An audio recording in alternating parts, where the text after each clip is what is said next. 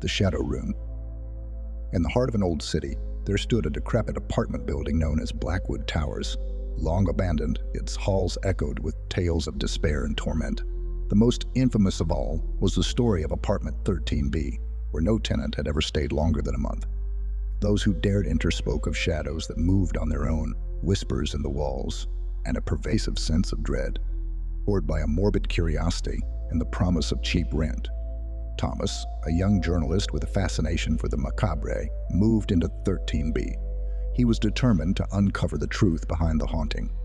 Armed with a voice recorder, a camera, and a notebook, he settled in, ready to document his experience.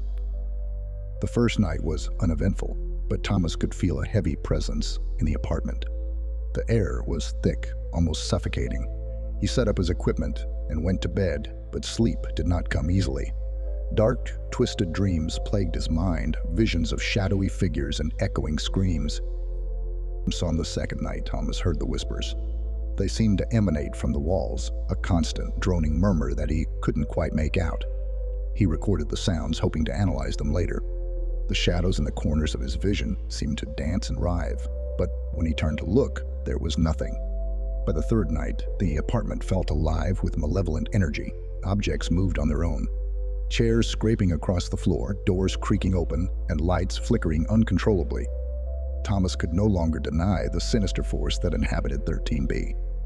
He set up a camera in the living room, determined to capture evidence of the supernatural. As midnight approached, the whispers grew louder, more insistent.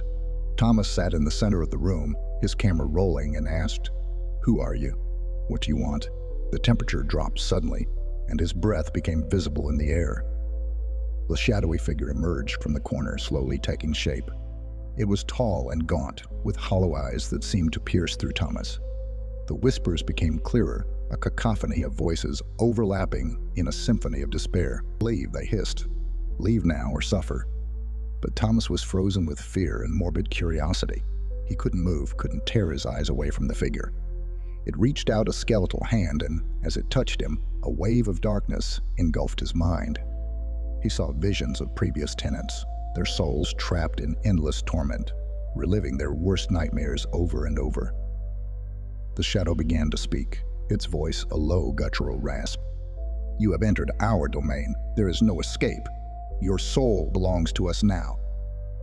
Thomas tried to scream, but no sound came out. He felt his sanity slipping away, his mind fracturing under the weight of the dark presence.